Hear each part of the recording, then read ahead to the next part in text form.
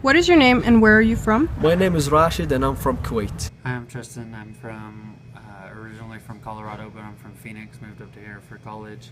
So I'm from San Diego, and both my parents are from San Diego. My name is Demetrius Nez. I am from Phoenix. I grew up on the west side of Phoenix. Parents or their ancestors from? My mom is from Keams Canyon, Arizona, which is near the Navajo Reservation. My mom is from Guerrero, Mexico. My parents are from Texas and Louisiana. They are from Kuwait. Others came over here from Ireland a long time ago. Do you think that the average American has an accurate understanding of your culture? No, I don't think they do. I don't blame them because, I don't understand many other cultures.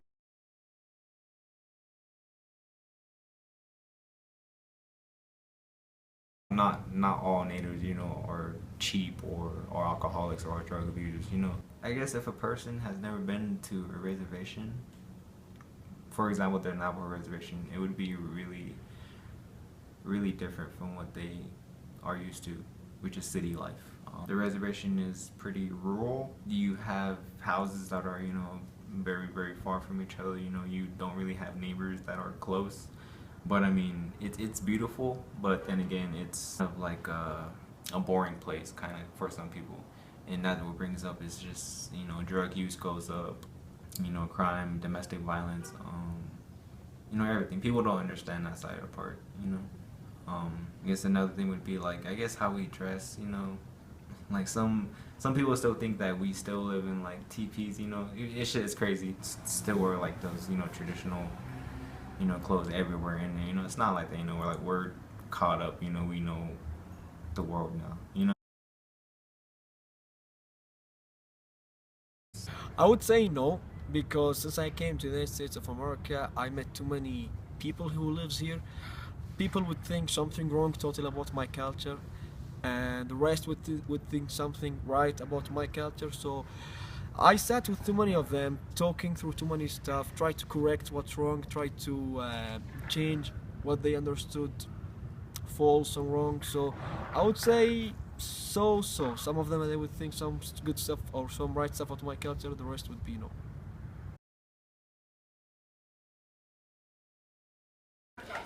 Yes and no, just because the state I live in, which is Arizona, a high Hispanic population, and I know that there is a lot of restaurants and hotels and things that might represent a traditional Mexican or Hispanic. My Hispanic family does not ever and has never ever celebrated Cinco de Mayo. So might think that everything is a party to us, everything's tequila this, tequila that, when that's not the case. In an area that isn't predominantly your ethnicity or race, do you feel any kind of prejudice or judgment based upon what you look like or your customs? Yes, I do. Actually, there was a situation that happened to me. It was like something like 6 months ago, or I wanted to go and buy a car from one person. So when we met, he was from Craigslist, and when we met to do the business, me to check the car and everything, he was asking me some questions in regards to me, and I was answering him politely. But once he knew where I was like from and who I am, he just decided to cancel the whole selling operation, and I haven't bought the car never. I don't think it'll probably never go away for our predominantly white. So it's just like, well, where do we start, Like, who is going to come up with a solution to where they can stop racism?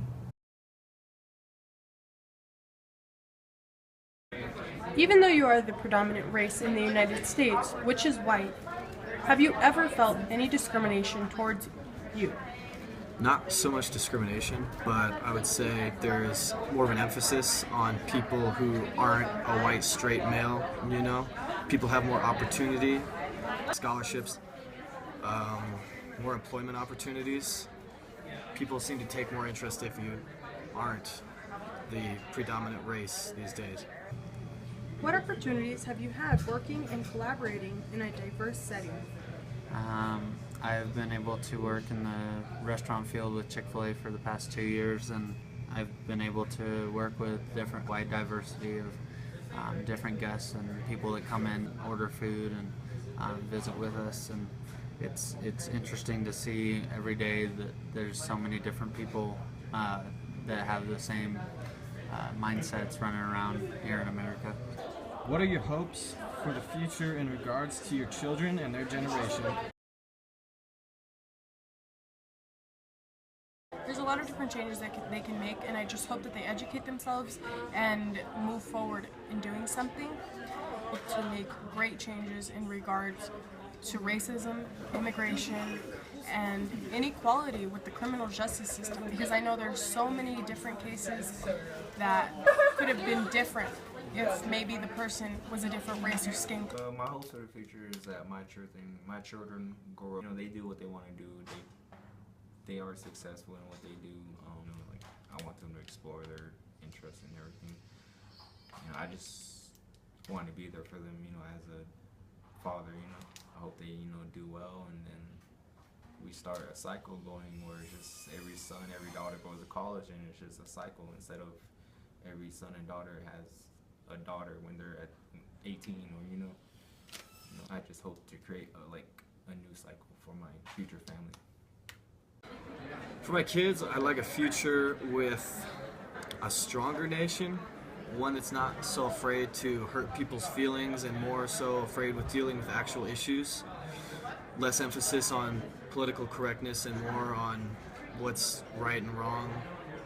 Actually, I just hope like a world that it's full of peace, where everybody respects everybody, where people they deal with each other with with one scale, not because of where this one he's from or this one she is from or this guy he does believe in this. Like, they will just deal with each other, respecting each other because they are humans.